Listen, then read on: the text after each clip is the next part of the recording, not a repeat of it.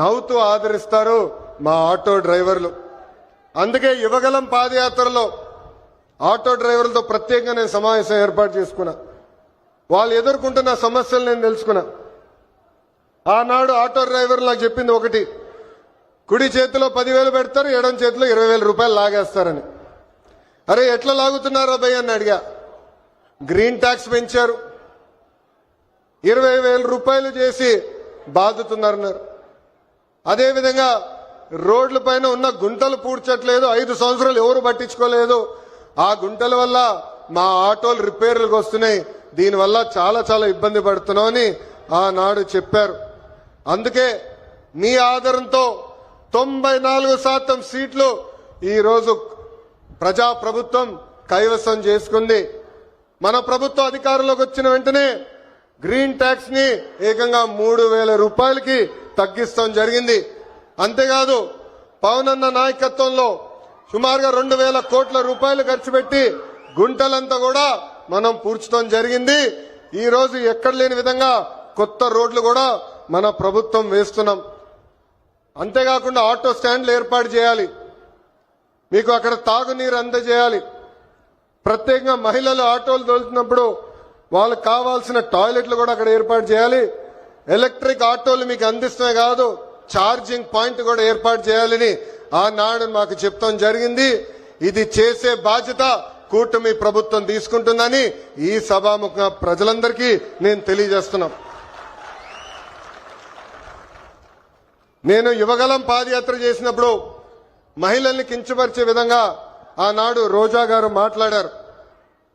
మా తెలుగు మహిళ చీరలు గాజులు ఆమెకి ఇచ్చేదానికి వెళ్ళినప్పుడు వెళ్ళిన ఆటోని ఆనాటి పోలీస్ సోదరులు సీజ్ చేశారు.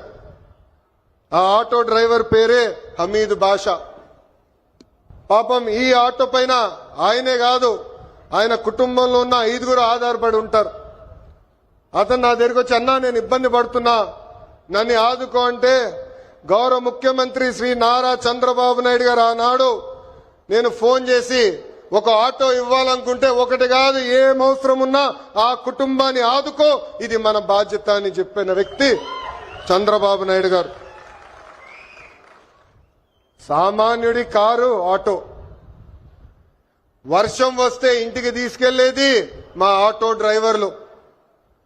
ఏకంగా చిన్న పిల్లల్ని సేఫ్ గా స్కూల్కి తీసుకెళ్లి తిరిగి తీసుకొచ్చేది మా ఆటో డ్రైవర్లు. అనారోగ్యంతో ఎవరన్నా బాధపడితే అంబులెన్స్ లాగా మారి ఆసుపత్రులు కూడా తీసుకెళ్లేది మా ఆటో డ్రైవర్లు.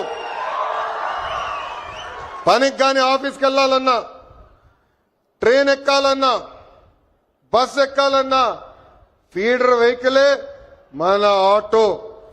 మీరు ఆటో తోలి ప్రజలకి మెరుగైన సేవ చేస్తున్నారు కనుకనే మీ రుణం తీర్చుకునేదానికి ప్రజా ప్రభుత్వం ఈరోజు ఆటో డ్రైవర్లు సేవలు అన్న పథకాన్ని మేము రూపొందిస్తాం జరిగింది. కార్మికులు డ్రైవర్లు తమ వాహనాలు పూజలు చేసుకుంటారు దసరా పండగప్పుడు. దసరా పండగ అయిన కరెక్ట్ గా 3 రోజుల్లోనే ఈ రోజు ఆటో డ్రైవర్ల అకౌంట్ లో 15,000 రూపాయలు ప్రజా ప్రభుత్వం అందజేయబోతుంది. సుమారుగా 3 లక్షల మంది డ్రైవర్లకి ఈ కార్యక్రమం వర్తిస్తుంది.